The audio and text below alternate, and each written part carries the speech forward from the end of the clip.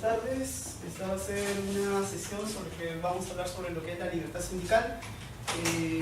Para comenzar, esta es la última sesión en la cual voy a participar, ¿no? Los chicos me han invitado una vez más. Estoy un poquito con gripe, ¿no? Con la voz ya, la garganta me está raspando, pero voy a tratar de hacer todo lo posible para poder darles toda la parte jurídica, pero también ponerles algunos casos en los cuales vamos a poder señalar lo que es la libertad sindical, propiamente como está regulado en el Perú, la Constitución, algunos casos que ha habido conflictos, en qué casos se puede aplicar o no una negociación colectiva, ¿no?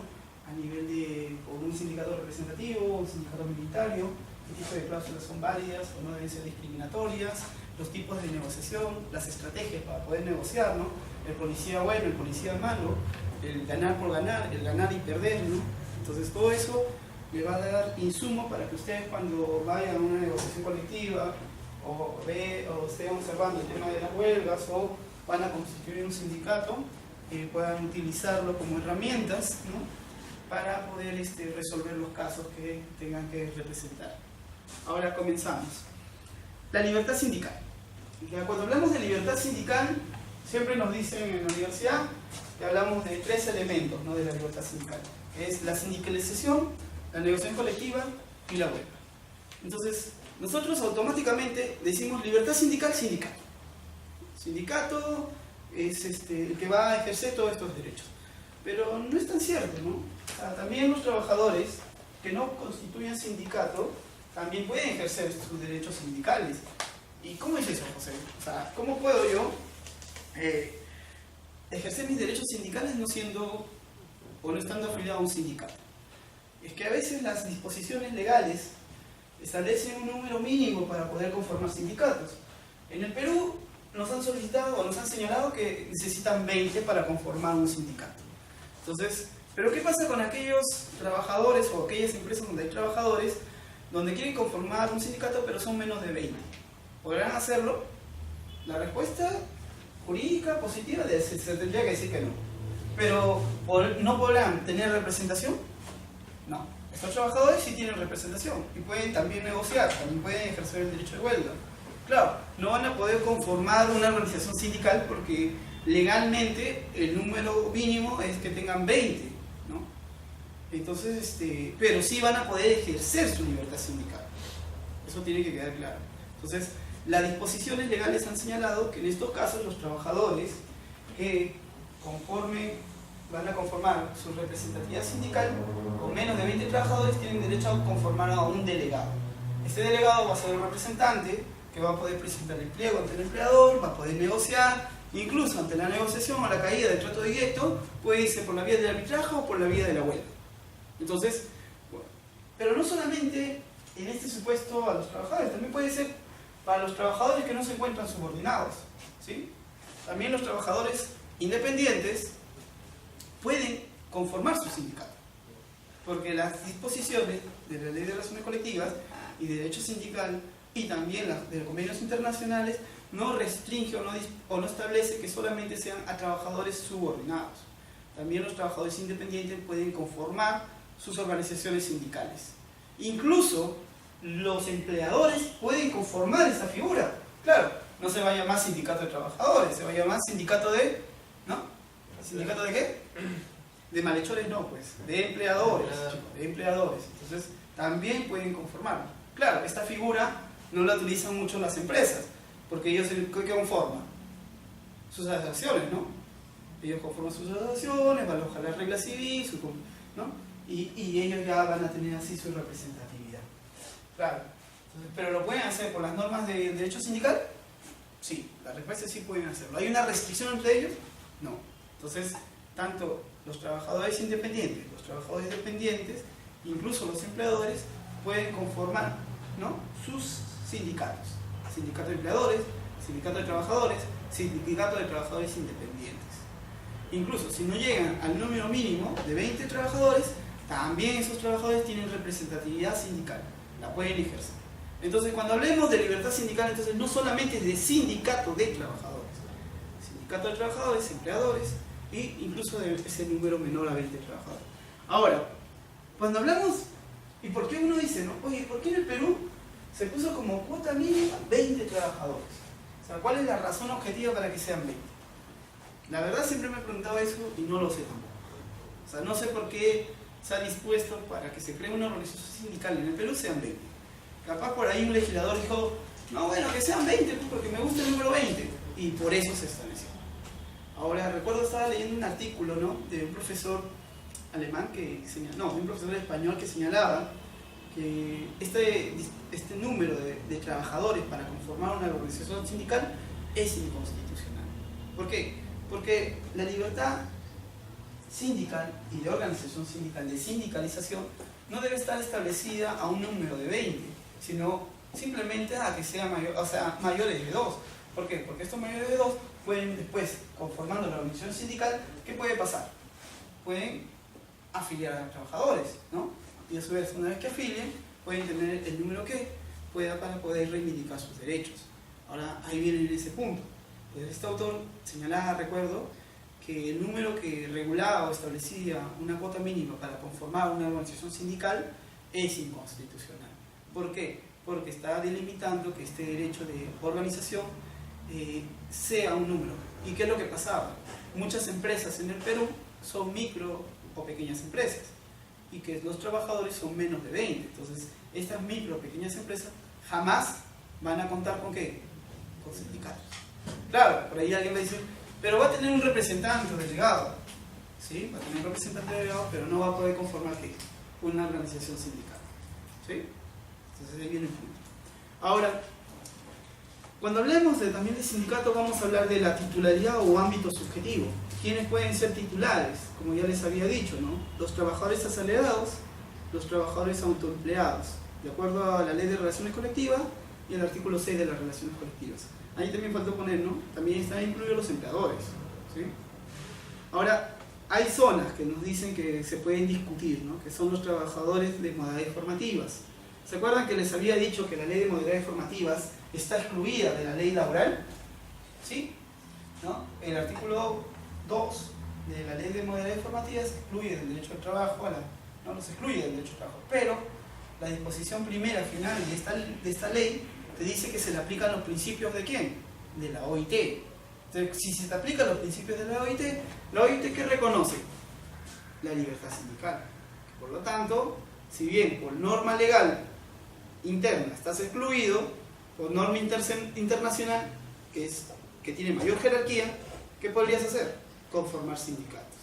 Lamentablemente, en el Perú todavía no se han conformado sindicatos de modalidades formativas. Es más, ustedes hagan un barrido, vean un poco, no van a encontrar. Y si lo encuentran, por favor, pásenme la voz, ¿no? Para ponerlo como ejemplo, el primer sindicato de modalidades formativas. Pero hasta la fecha siempre he preguntado y hasta ahora no se ha constituido. Y es raro, ¿no? Uno dice, y bueno, tampoco no es tan raro, ¿no? Porque de los subordinados, el más subordinado son los que están dentro de estas modalidades, ¿no? Obviamente por la temporalidad y también por el pago que es ínfimo, ¿no? Por ejemplo, cuando uno es practicante en un estudio, en una entidad, está supeditado, ¿no? Entonces, y está más subordinado, le mandan a hacer todo. Tu contrato dice, él va a hacer, ¿no? Proyectos, ¿no? Y está supeditado al abogado X. Pero ese abogado X te manda a hacer, ¿no? Te manda a hacer proyectos, te manda a foliar, te manda a perseguir informaciones, te manda todo. Tráeme el café, tú vas, ¿no? Tú le dices, sí, mi querido, ¿no? Por todo, nada más, ¿no? Hey, practicante estrella, ciclista negado. Tú vas así, sí, lo que usted diga todavía, ¿no? Y ya, y ahí hay una subordinación mucho mayor que en otras modalidades, ¿no? O mejor dicho, en otros regímenes. Y también encontramos lo que son los trabajadores de microempresas, como les decía, ¿no? Zonas para discutir, porque no, ellos ¿qué va a pasar en la realidad? ¿Van a poder constituir sindicatos a nivel de empresa? No. ¿Qué alternativa les queda? Poder constituir sindicatos, ¿no? De otros tipos de actividad, o sea, de otras ramas, o sea, de oficio podría ser, ¿no? En todo caso. Pero en la empresa ¿podrían constituir un sindicato? La respuesta es no. Bueno, también los trabajadores, ¿no? Menores de edad, que están regulados por la ley, ¿no? De Código Civil de Niños y Adolescentes, si ellos pueden. Y ahí también hay dudas, ¿no? Porque si bien, ¿quién suscribe el contrato de trabajo? ¿Es el trabajador, el menor de edad trabajador? Es decir, el adolescente de entre 14 a 18 años, ¿no? ¿Quién suscribe el contrato? ¿Quién es? el representante legal, puede ser los padres o puede ser el apoderado, ¿no?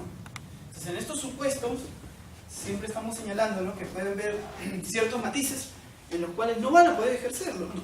Sea por la naturaleza, sea por la capacidad, sea porque la norma los excluye, pero por ahí podemos darle salidas. Entonces, son zonas grises que podemos discutir. Pero también vamos a encontrar que es la propia Constitución y la legislación que ha excluido a ciertos trabajadores de poder participar o ser titulares de estos derechos colectivos. Como por ejemplo, las Fuerzas Armadas y la Policía. Están excluidos, ¿no?, a nivel constitucional de poder crear sindicatos. Y hay una pregunta ahí, ¿no? ¿Por qué? ¿Por qué los policías y los militares están excluidos? ¿Alguien podría dar un argumento? No sé, ¿por qué consideran que se tienen que excluir a ellos, a estos trabajadores? Yo pienso que porque son trabajadores que no están al servicio de un empleador privado, ¿verdad? Sino que son, en este caso, trabajadores que están al servicio del pueblo, en este caso, de la población. Entonces, no sé, yo pienso que por allí... Por ahí podría ser un argumento. Podría ser, sí, ¿no? O sea, son trabajadores que están al servicio del peruano, ¿no? Como tal, entonces... Claro, pero bajo ese argumento también podría decir todos los funcionarios públicos también deberían estar excluidos, porque todos estamos al servicio de los administrados, que son todos los ciudadanos, ¿no? Entonces yo creo que el argumento no va por ahí. Capaz va por el tema de seguridad, ¿no? ¿Sí? Sí, sí, también está relacionado a ese campo y también estaba pensando en que puede deberse al hecho de que los policías y militares acatan órdenes, o sea, de una forma que no lo hacen los civiles, sino que es parte de su propio... sus propios principios, ¿no? Militares, claro, por ejemplo, el principio de jerarquía, ¿no? El general, ¿no?, tiene un mando y incluso su mandato verbal es como si fuera una norma que tienes que cumplirla, sí o sí, no puedes claro, decir sí. no. Tienen también un espíritu de cuerpo que es así. Claro, tienen principios distintos. No, pero yo creo que las razones pueden ser más, porque imagínense que los militares, ¿no?, los que cuidan las fronteras, hagan una huelga indefinida. Hagan una huelga y ¿qué va a pasar con Chile? ¿Qué va a pasar con Argentina? ¿Qué va a pasar con Brasil? Oye, mira, los militares están haciendo huelga, ¿no? ¿Qué te parece si invadimos un poco de su terreno? Y ¡fua! Y se invade. Oye, pero... Y los militares, oye, militar, pero... ¿no? ¿Tu función qué es? Protegernos. No, pero estoy en huelga. Claro, entonces yo creo que más va por el tema de seguridad, ¿no? Que puede ser seguridad externa y seguridad interna. Y es por eso que se les atempera este derecho sindical, que no lo puedan ejercer. Pero claro está, ¿no? Si bien no tienen el derecho sindical, tienen que tener un mecanismo distinto. ¿Para qué? Para que puedan reivindicar ciertos derechos. Claro, ya muy bien. No vas a poder constituir un sindicato, pero vas a tener mesas de diálogo, donde ustedes, trabajadores, van a poder presentar ¿qué? ¿No? Un pliego, entre comillas. No lo llames pliego por ahí, sino por ahí un acuerdo, un compromiso de aumento salarial, ¿no? Que sería lo mismo, pero creas otros puentes, ¿no? Otros mecanismos alternativos, como dice la OIT, para poder los trabajadores puedan tener ¿qué? Una conversación directa con el empleador para que mejore su condición laboral, ¿sí? Dentro de ello también están los funcionarios estatales con poder de decisión y de confianza. Claro, a esto también, ¿no? Oye, pero el trabajador de dirección es el representante del empleador, ¿no? Y el de confianza también, dicen, ¿no? Que, bueno, el de confianza trabaja directamente con el personal de dirección. Y ahí uno se pone, ¿no? Y dice, oye, ¿este también tendría que estar excluido? Bueno, por lo menos en el Perú, la constitución política los ha excluido. Pero dice la legislación, oye, los trabajadores de confianza, si bien están excluidos del ámbito de la titularidad negocial, disculpen, de la titularidad sindical, pueden conformar parte del sindicato, pero siempre y cuando el estatuto del sindicato lo autorice. Es decir, ¿cuál es? Muy bien, si hay bien una exclusión constitucional, el desarrollo legal dice, ojo, los de confianza sí pueden, pero siempre y cuando esté eso permitido en el estatuto del sindicato. Claro, ahora yo soy trabajador de confianza, me afilio, bacán, aporto, tengo derecho, ¿no?, de votar, todo eso, pero los efectos del convenio colectivo no se incorporan. Pero ¿qué chiste hay? O sea, ¿qué chiste hay que me pueda yo incorporar a un sindicato y si los beneficios económicos no se me van a incorporar a la esfera jurídica? Entonces, yo creo que ahí tendríamos que analizar, ¿no? Si hablamos de trabajadores de dirección es distinto, ¿no? El trabajador de dirección obviamente es el brazo derecho del empleador y tiene un poder, ¿no?, de decisión dentro de la empresa. Entonces estos trabajadores obviamente se les tiene que atemperar, ¿no?, porque son los representantes de la empresa. Pero en el caso de los trabajadores de confianza yo tengo mis dudas, porque los trabajadores de confianza, bueno, trabajan directamente con el empleador, pero pueden constituir o pueden formar parte del sindicato porque ellos no son la representación del empleador. Entonces, ¿y quiénes son estos trabajadores de confianza? Por ejemplo, la secretaria, ¿no?, personal o el asesor, ¿no?, del gerente. O también podría ser, ¿quién más? Aquella persona que tenga el conocimiento, el chofer, incluso que lo lleva de un lugar a otro al gerente. ¿Podría formar parte del sindicato? Y yo no veo una razón suficiente para que estén excluidos, ¿no? Distinto al personal de dirección que podría ser, ¿no? Porque los intereses que él defiende, ¿de quiénes son? Claro, es trabajador, pero ¿qué intereses defiende? Del empleador, ¿no? Pero en el otro caso, trabajas directamente con el personal de dirección, pero ¿representas directamente al empleador? No. Incluso, pues, ¿no?, tal como está regulado en el Perú, el personal de confianza puede ser cualquiera, ¿no? Cualquier persona que tiene información o trabaja directamente ¿con quién? Con el personal de dirección. Entonces, al ser tan ambiguo, yo considero que tal vez los trabajadores de confianza no deberían estar excluidos. Incluso tendrían que también tener que los efectos de los beneficios del convenio colectivo que se incorporen en sus esferas jurídicas. Los jueces y fiscales, ¿no?, personal militar o civil de las Fuerzas Armadas. Acá también los jueces y fiscales, ¿no? Obviamente los jueces y fiscales no formarían parte del sindicato, pero los jueces y fiscales tienen más poder todavía, ¿no? O sea, un juez y un fiscal que dice, yo no quiero hacer esto, no hace nada, pues, ¿no? ¿Y qué es lo que hace, ¿no?, el sindicato de trabajadores del Poder Judicial? También para, ¿no? Cada vez que para, tiene un periodo en el periodo de parar.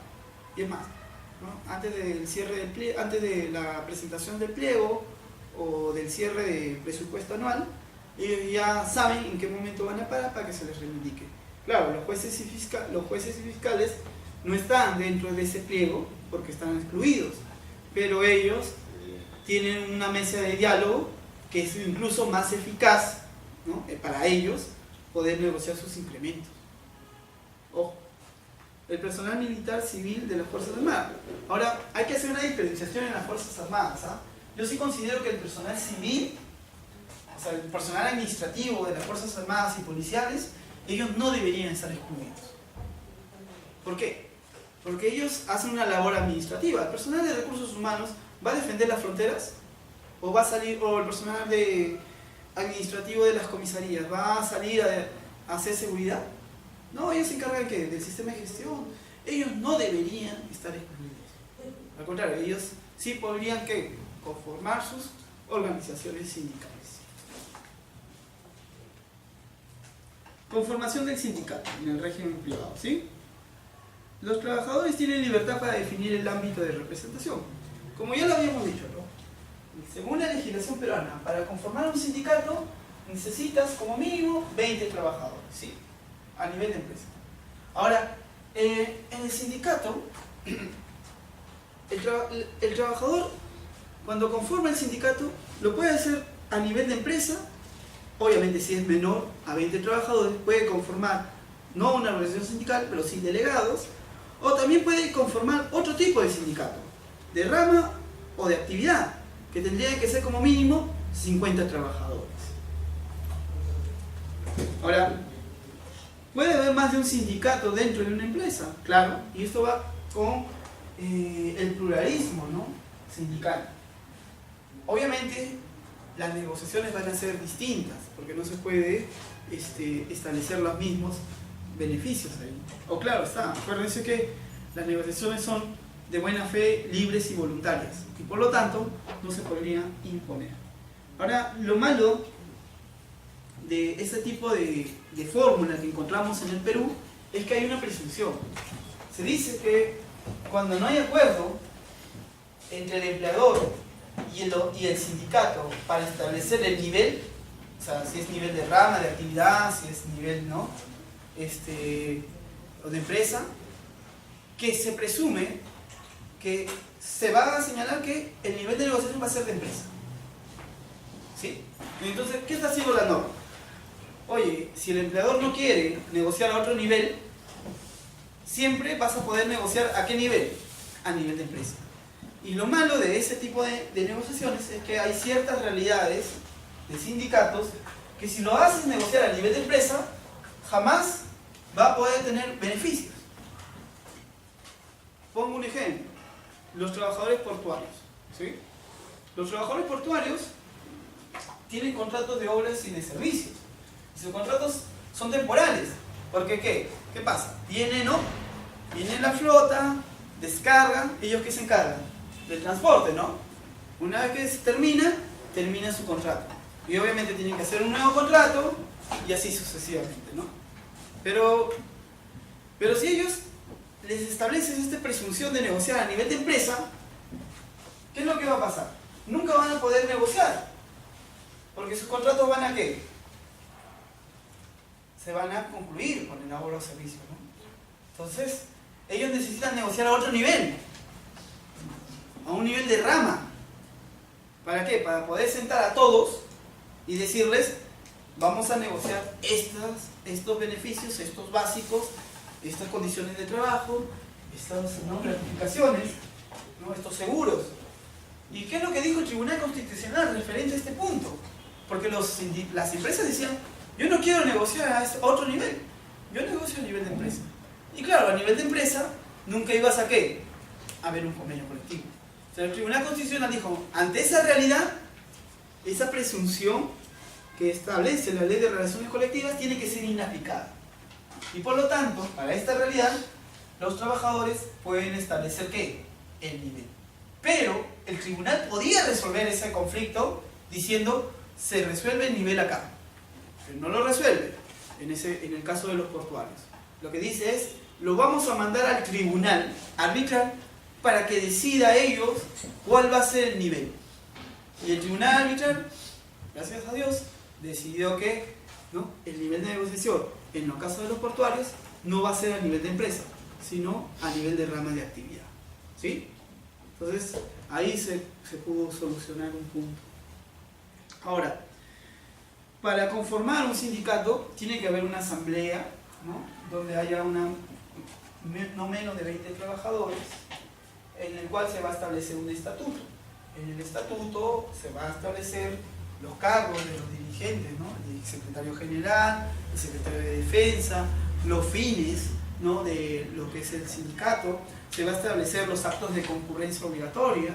¿Y qué son los actos de concurrencia obligatoria, José?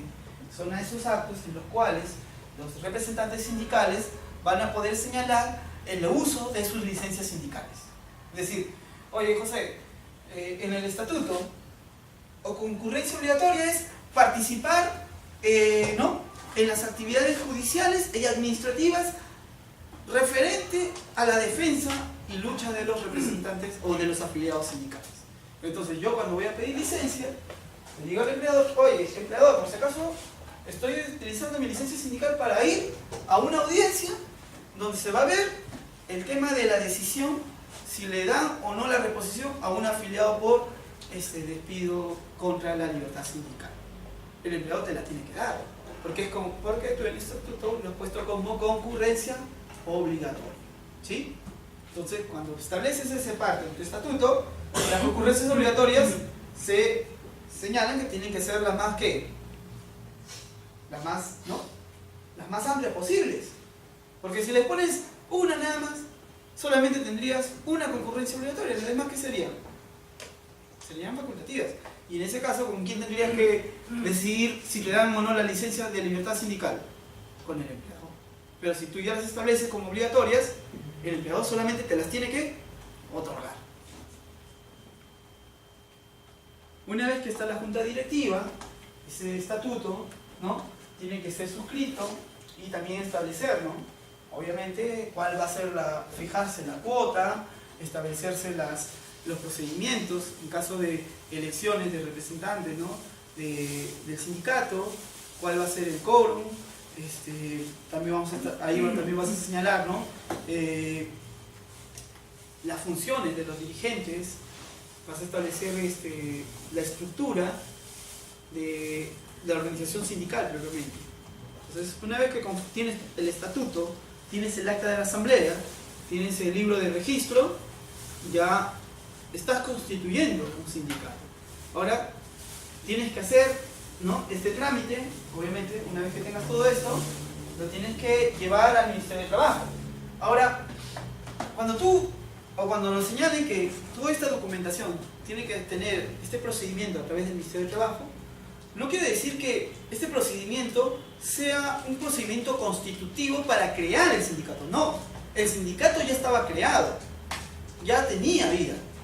Lo que hace, la autoridad del trabajo, solamente que es darle fe, ¿no?, para que esa representación, esos dirigentes, puedan tener legitimidad para negociar con el empleador. Porque ¿qué es lo que pasa? ¿Qué pasa si no hace ello? El empleador, muy bien, yo conformé el sindicato, tengo el estatuto, tengo el acta de asamblea, ¿no?, a la elección de quiénes van a ser los representantes para estos 2 años o 1 año, de acuerdo a las bases, tengo mi libro de actas, y le digo al empleador, por si acaso yo constituí el sindicato. El empleador te va a decir, oye, pero a mí nadie me da fe de eso. Pero yo lo constituí, mira. Incluso hay un video, hay fotos. Mira, acá estamos todos acá, todos tus amigos, ¿no? Pero el empleador te va a decir, pero un momento, perfecto que hayas constituido, pero haz el trámite o haz el procedimiento para que quien dé fe de eso sea ¿quién? La autoridad de trabajo. Claro, la autoridad de trabajo solamente hace un check, ¿no? Tiene estatuto, tiene esto, listo, ya. Estos son los dirigentes sindicales de la empresa tal. Y claro, tú vas con esa cartita y le dices, ahora sí, ya hice, mira, ahora yo sí soy ya. Y por si acaso tú no te puedes negar. Y yo me estoy presentando ante ti para decirte lo primero que tiene que hacer todo el sindicato. No le va a decir hola, ¿no? ¿Qué es lo primero que hace un sindicato cuando se constituye? ¿Qué le tiene que decir al empleador?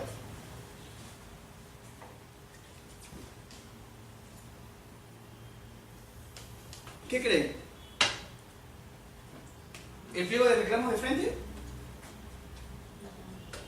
¿Qué es lo que pide primero el sindicato a la empresa? Antes de negociar. Claro, negociar va a ser uno. Pero antes de negociar, ¿qué le pide? ¿Qué nos falta? Ya nos falta recursos. Entonces, ¿qué le voy a decir al empleador? Mira, estos son los afiliados, ¿no? El descuento. La cuota sindical. Exacto. Eso es lo primero que tiene que hacer el sindicato. ¿Por qué? Porque si no, ¿de dónde va a sacar recursos para hacer la actividad sindical? Entonces, lo primero que hace es presentarse para decirle, oye, acá está la lista de afiliados, así que descuéntales en la remuneración y este es mi número de cuenta donde puedes depositarme para hacer mis acciones sindicales. Claro, entonces, el registro ante el Ministerio de Trabajo y registros públicos. Y el registros públicos ante la SUNAT. ¿Para qué? Para poder arrendar ¿qué? Para poder arrendar a través de esta persona jurídica para temas civiles, porque para el tema laboral ya está constituido, ¿no? Puedas arrendar un bien, puedas comprar a nombre del sindicato. ¿Sí? Entonces, eso es, ¿no? lo primero que hace todo sindicato.